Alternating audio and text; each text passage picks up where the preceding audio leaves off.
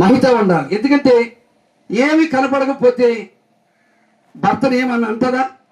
అనదు. అప్పుడు వారిద్దరు మధ్య ఏమి రాదు?